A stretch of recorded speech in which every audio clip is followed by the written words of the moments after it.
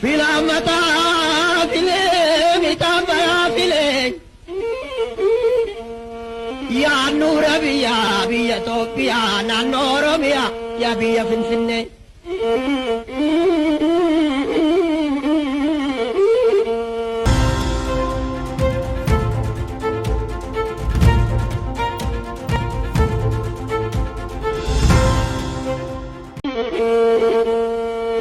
filamata file mitambara file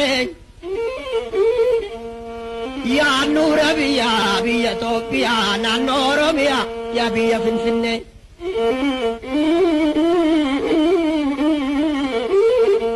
ya biya finfinne ya biya finfinne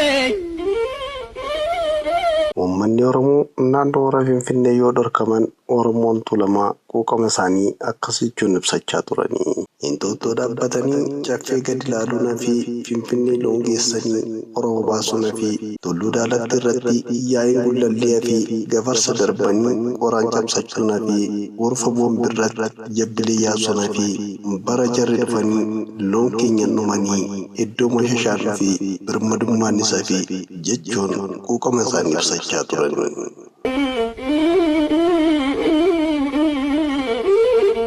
Ya biya finfinne ya biya finfinne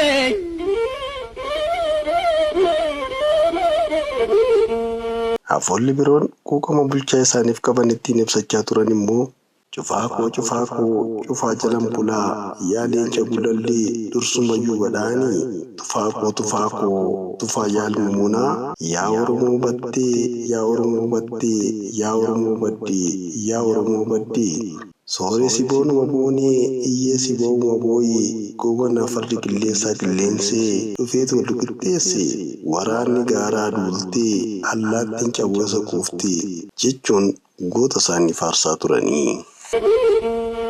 Bokeenyi Oromoo weerariin gumgumaa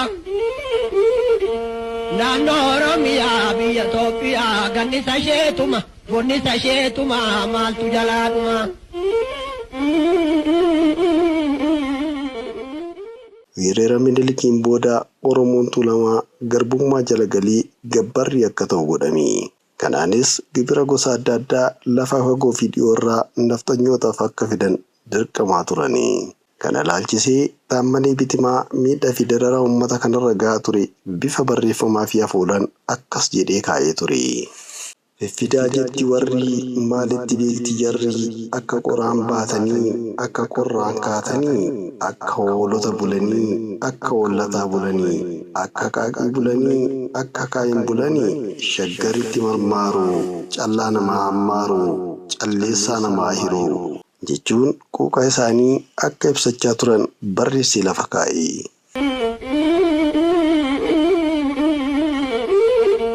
Ya biya finfinne ya biya finfinne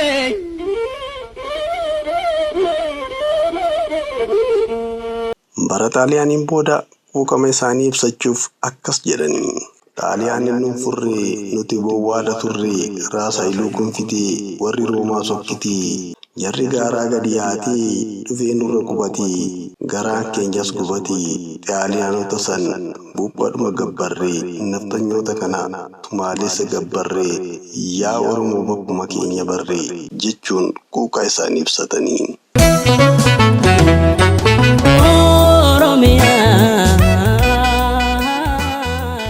Mootiin Minilik lammaffaa mana hidhaatti Tewoodiroos jalaa erga bahee booda gara Shawaatti deebi'uun Oromoota firoominaa fi soddoominaan beekanii makamuun humna ofii cimsachaa deeme. Kana keessaa mootii Walloo kan turte Warqituun ishee duraati. Qawwee fi meeshaa haadha waraanaa kanarraa argateen Minilik lammaffaa gara Shawaa seenuun abbootii waraanaa akka Goobanaaf Caaccaa Doobbee birruu nagahuu argateen socho'uu waan eegaleef firoota isaa birattis sodaatamu eegale.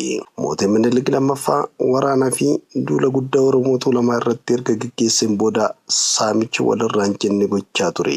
Qabeenya saamichaan argate kana gara biyyoota Arabaa fi Awurooppaatti erguun meeshaa ittiin bitate. Bara 1878 sochii guddaa Oromoota gara bahaa jiran to'achuuf socho'ameen naannoo Finfinnee yookiin Tuulamaan to'atamee tasgabbaa'e.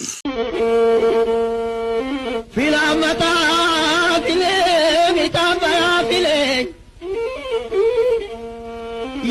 Handhuura biyya Itoophiyaa naannoo Oromiyaa yaa biyya Finfinnee.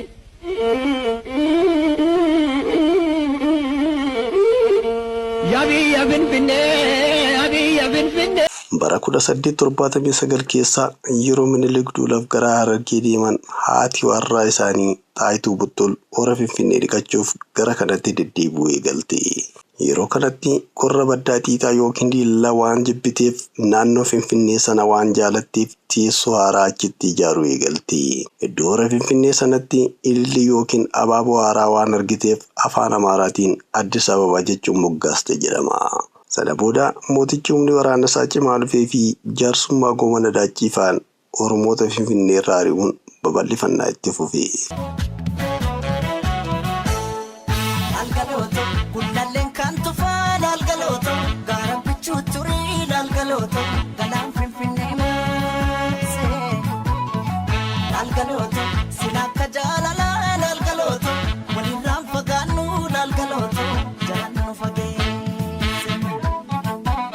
Horaa bulaa deemanaa nageenya hunda keenyaaf.